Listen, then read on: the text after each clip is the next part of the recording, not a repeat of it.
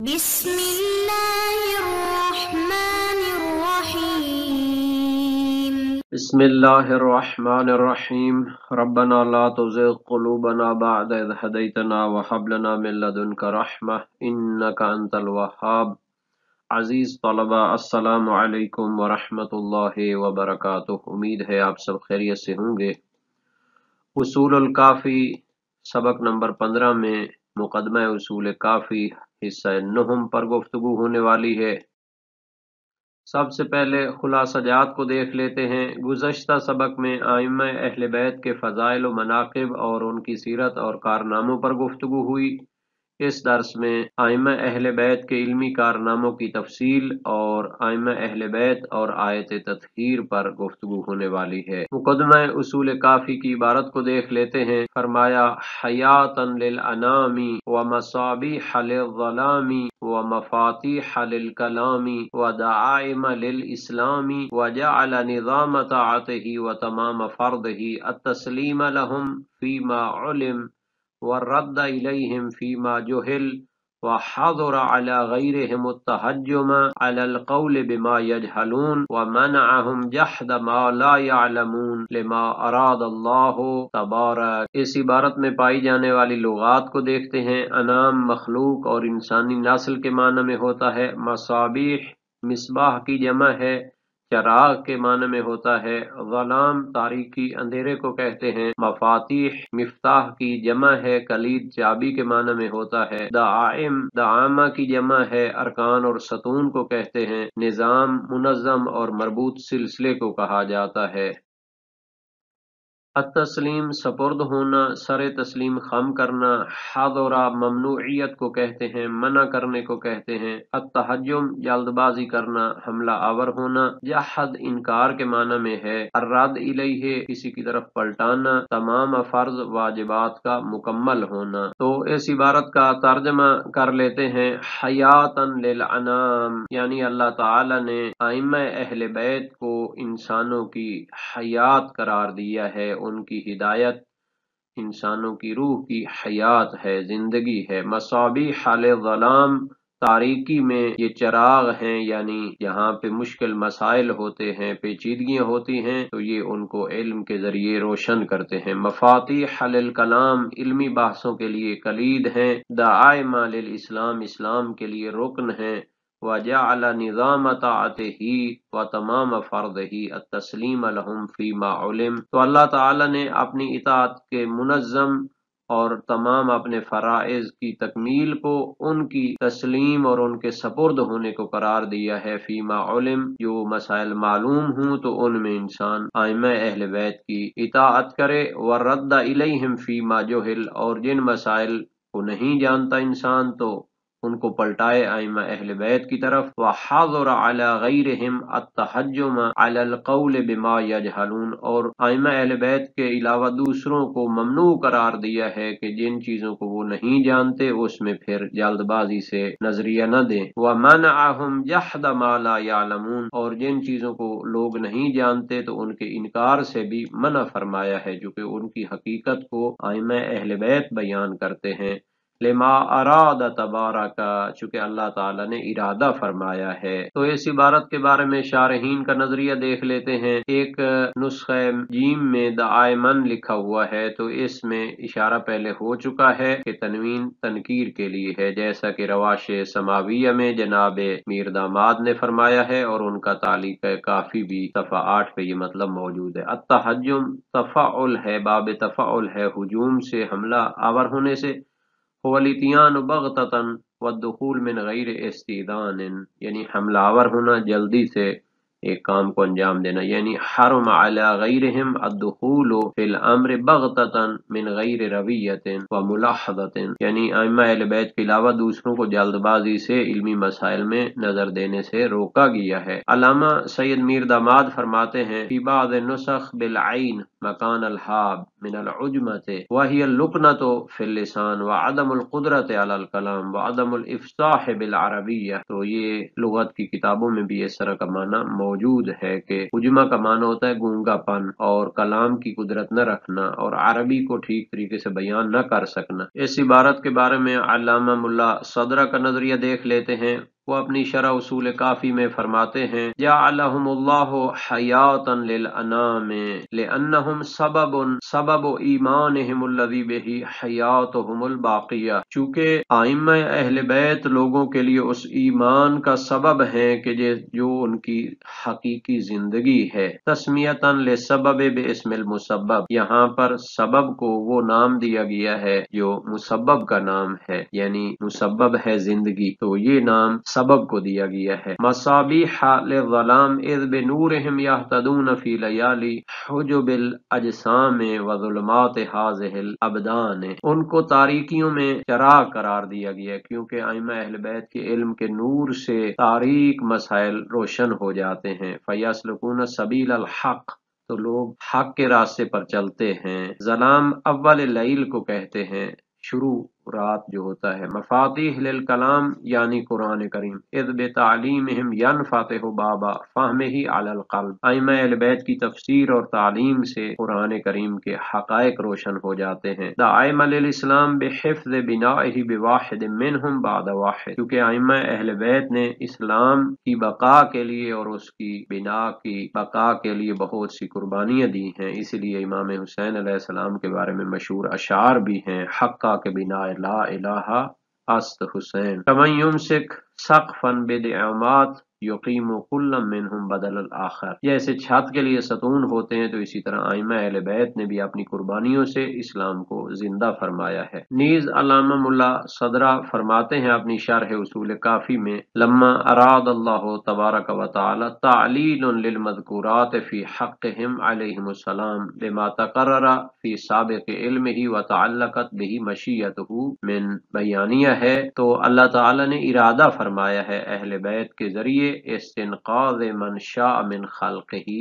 यानी जो उसकी मखलूक़ात हैं उनको नजात देना चाहता है पेचीदा मुसीबतों से और निहायत ही संगीन जो मुश्किलात होती हैं। इसी तरह अल्लामा मुल्ला सालिह माज़ंदरानी अपनी शरह उसूल काफी में फरमाते हैं अल्लाह ताला ने आइम्मा अहले बैत को लोगों के लिए हयात का सबब करार दिया है। इज़ लौला वजूदुहुम लमातल खलाइक दफतन वाहिदा, चूँकि इनके वजूद बाबरकत से कायनात की हयात है। और ये भी मुराद हो सकता है कि हयात ईमान के माना में हो, चुके इनके जरिए इंसान में ईमान हासिल होता है। मसाबिह लिज़्ज़लाम यानी बिदअत और ये हालत की तारीकियों को खत्म करने वाले हैं। इनका नूर इल्म इंसान को हिदायत की रोशनी अता करता है। इसी तरह अल्लामा मुल्ला सालिह माज़ंदरानी ने अपनी शरह उसूल काफी में फरमाया है मफातिह लिल कलाम, तो ये कलाम को एक घर से तशबीह दी है जिसको चाबी से खोला जाता है। तो आइम्मा अहले बैत के उलूम को भी चाबी से तशबीह दी है कि उनके जरिए कुरान और दीन इस्लाम के हक़ाइक़ और असरार फाश होते हैं। दाइम लिल इस्लाम तशबीह है इस्लाम की घर के साथ और उसके लिए सतून तख़ील किए गए हैं। तो जिस तरह घर की बका सतूनों के जरिए होती है, इसी तरह इस्लाम की बका और उसकी तालीमात की बका भी आइम्मा अहले बैत की कुर्बानियों से होती है, जैसा कि सीरत अहले बैत से साबित है। वजअल निज़ाम ताअतिही, यानी निज़ाम से मुराद ये वो एक धागा होता है जिसके जरिए पूरी तस्बीह मुनज़्ज़म होती है। तो इसमें भी इस्तिआरा मकनिया व तख़ीलिया पाया जाता है। तो आइम्मा अहले बैत के जरिए ही इस्लाम की जो निज़ाम है वो मुनज़्ज़म होता है। और इसी तरह फ़राइज़ का तकमील आइम्मा अहले बैत के सामने सर तस्लीम खम होने में है। नीज अल्लामा मुल्ला सालिह माज़ंदरानी उसूलुल काफी में फरमाते हैं हाज़ुरा अला गैरिहिम अत्तहज्जुम अलल क़ौल बिमा यजहलून, यानी ये हालत के मौके पर दूसरों को जल्दबाजी से मना फरमाया किया गया है, मना किया गया है। हाज़िर यहाँ पे ममनूइयत के माना में है। कुरान की आयत से इस्तिशाद करते हैं वमा कान अता रब्बिका महज़ूरा, यानी ममनुआ। इसी तरह अहादीस में भी ये लफ्ज़ इस्तेमाल होता है और इसका माना ममनूइयत होती है। और कुरान करीम में भी गुमान और क़ियासात वगैरह से मना किया गया है। ला तक़फ़ु मा लैसा लका बिही इल्म, जिस चीज का आपको इल्म नहीं है तो उसकी आप पैरवी न करें। तो इसी तरह बाकी भी आयात की तरफ इशारा फरमाया है। मुक़दमा उसूल काफी की मजीद एक इबारत को देख लेते हैं। फरमाया व तआला मिन इस्तिनक़ाज़ मन शाअ मिन ख़ल्क़िही मिन मुलिम्मात ज़ुल्म व मग़शियातिल बुहम व सल्लल्लाहु अला मुहम्मदिन व अहलि बैतिहिल अख़ियार अल्लज़ीना अज़हबल्लाहु अन्हुमुर रिज्स व तह्हरहुम तत्हीरा। तो इस इबारत में हाल लुगात देख लेते हैं। इस्तिनक़ाज़ नजात देना, बचाना, मुलिम्मात शदीद मुसीबत और आजमाइश को कहते हैं। अज़्ज़ुल्म तारीकी, मग़शियात तारी होना, आरिज होना, अलबुहम पेचीदा और संगीन मसाइल, अल अखियार नेकुकार। अज़हबा अन दूर करने के माना में होता है, अर्रिज्स नापाकी गंदगी, तत्हीर पाक करना, खल्क मखलूक के माना में है। तो इस इबारत का तर्जमा देख लेते हैं। व तआला मिन इस्तिनक़ाज़ मन शाअ मिन ख़ल्क़िही मिन मुलिम्मात ज़ुल्म व मग़शियातिल बुहम। तो ये साबका इबारत से मुताल्लिक है, क्योंकि अल्लाह ताला ने इरादा किया है मिन इस्तिनक़ाज़ बचाने का, मन शाअ मिन ख़ल्क़िही अपनी मखलूक़ात में से जिनको चाहता है, उसने इरादा किया है कि अपनी मखलूक़ात में से जिनको चाहे बचाए। मिन मुलिम्मात ज़ुल्म तारीकियों की शदीद मुसीबतों से और पेचीदा मसाइल के तारी होने से। तो अल्लाह ताला जिनको संगीन इल्मी मसाइल और मुश्किलात से बचाना चाहता है तो अहले बैत के जरिए उनको हिदायत और रहनुमाई देता है। व सल्लल्लाहु अला मुहम्मदिन व अहले बैतिहिल अखियार, और दरूद व सलाम खुदा के हूँ नबी अकरम सल्लल्लाहु अलैहि वसल्लम पर और उनकी अहले बैत अखियार पर। अल्लज़ीना अज़हबल्लाहु अन्हुमुर रिज्स, ये वो ज़वात मुक़द्दसा हैं कि जिनसे अल्लाह ताला ने हर किस्म की रिज्स और नापाकी को दूर कर दिया है। व तह्हरहुम तत्हीरा,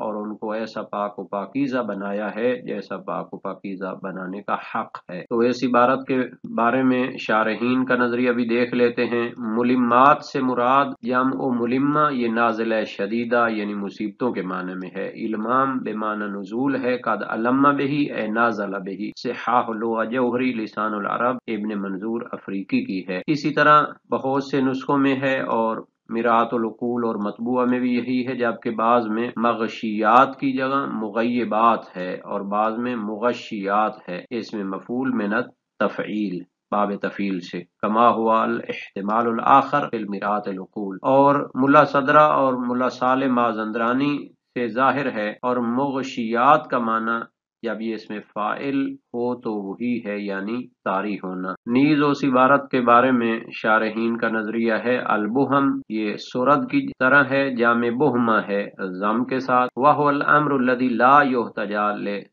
युहतदा लिवजहिही, यानी जिसकी हकीकत समझ नहीं आती। और कलामुन मुबहम ला युरफ लहू वजहुन यूता मिन, या ऐसा मुबहम कलाम होता है कि जिसके जरिए उसका माना समझ में नहीं आता। तो यहाँ पे मुराद है अल उमूरुल मुश्किला अल्लती खाफिया अलन नास मा हुवल हक़्क़ु फीहिम व सतरा अन्हुम, यानी ऐसे मुश्किल उमूर के जिनकी हकीकत लोगों पर मख्फी होती है। मुराद फितने फसाद हैं। कमा हुआ ज़ाहिर शुरूह व तोसाइदुहुल लुगा, शुरूहात में भी यही है और लुगत में भी इसका यही माना है। निहाया इब्न सिर जजरी और लिसानुल अरब में भी है। इस्तिलाह अलल जिहाला से मुराद उनका मुत्तफिक हो जाना और किसी बात पर राजी हो जाना है। अल्लामा मोहम्मद बाकिर मीर दामाद का नजरिया इस इबारत के बारे में, उनकी रवाश समाविया में ये चीज मौजूद है।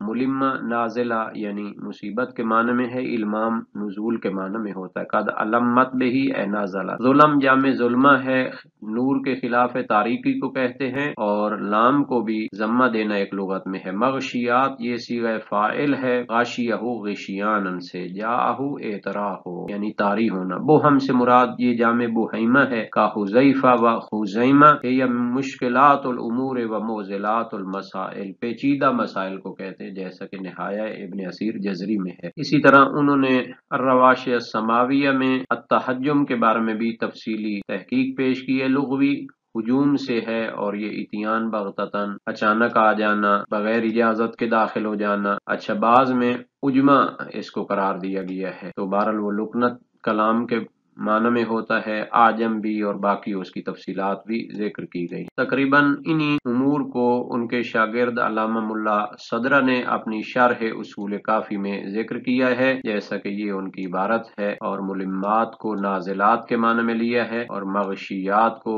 مغطیات کے معنی میں لیا ہے۔ قرآن کی آیت سے بھی استدلال کے فَأَغْشَيْنَاهُمْ فَهُمْ لَا يُبْصِرُونَ اے غطیناہم۔ جہاں تک ائمہ اہل بیت کے علمی کارناموں کا تعلق ہے تو انسانوں کی روحانی حیات کا سبب واقع ہوتے ہیں، تاریکی جہالت میں علمی روشنی پھیلاتے ہیں، علمی مباحث کی کلید ہیں، اسلامی ستونوں کے استحکام کے لیے کام کرتے ہیں، مشکل موارد میں رہنمائیاں کرتے ہیں۔ جہالت کے مقام پر اہل بیت کا رہنمائی سے استفادہ کی تاکید کی گئی ہے۔ نبی اکرم صلی اللہ علیہ وآلہ وسلم نے اہل بیت کو اور خصوصاً امام علی علیہ السلام کو باب مدینۃ العلم قرار دیا ہے، اور مختلف جلیل القدر شخصیات نے لولا علی کے عنوان سے آپ کی علمی کاوشوں کا اعتراف کیا ہے۔ مشکلات مسائل میں نجات کی کشتی اہل بیت کو قرار دیا گیا ہے۔ ائمہ اہل بیت اور آیت تطہیر کے بارے میں بھی مفصل یہاں پہ گفتگو ہونے والی ہے۔ آیت تطہیر کے شان نزول کے بارے میں بہت سے علماء نے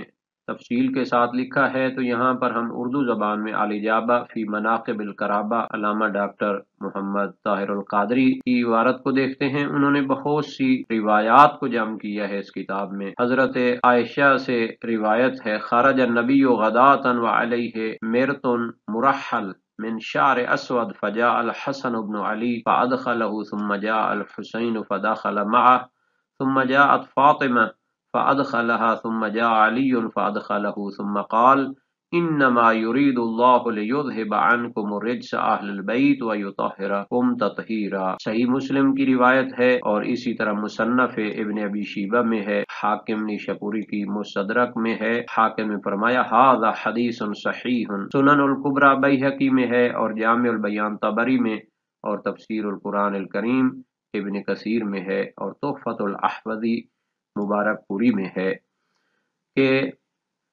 نبی اکرم صلی اللہ علیہ وآلہ وسلم نے ایک چادر اپنے اوپر کی تو امام حسن، امام حسین علیہ السلام، حضرت فاطمہ زہرا سلام اللہ علیہا اور امام علی علیہ السلام کو اس میں داخل فرمایا اور آیت تطہیر کی تلاوت فرمائی۔ اسی طرح آیت تطہیر کے بارے میں علامہ ڈاکٹر نے عمر بن ابی سلمہ سے روایت کی ہے، جو ربیب نبی ہیں، کہ جب یہ آیت تطہیر نازل ہوئی تو آپ ام سلمہ کے گھر میں تھے، تو آپ نے حضرت فاطمہ زہرا، امام حسن، امام حسین علیہ السلام کو بلایا، فجل لہم بکسائن، اور ان کے اوپر چادر ڈالی، وعلی خلف ظہرہ فجل لہ بکسائن، اور امام علی علیہ السلام پہ بھی چادر ڈالی اور فرمایا اللہم ہؤلاء اہل بیتی فاذہب عنہم الرجس وطہرہم تطہیرا۔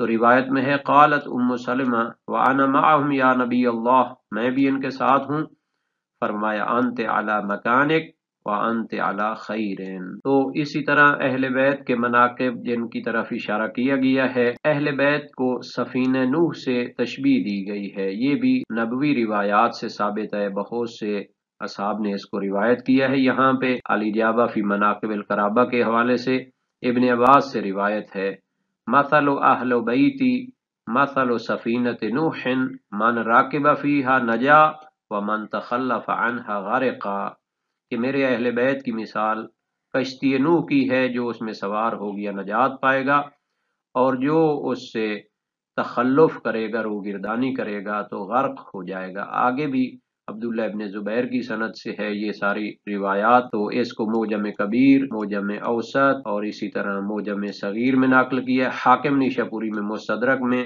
مسند بزاز میں ہے، مسند الفردوس دیلمی اور مجموع الزوائد حیثمی میں ہے۔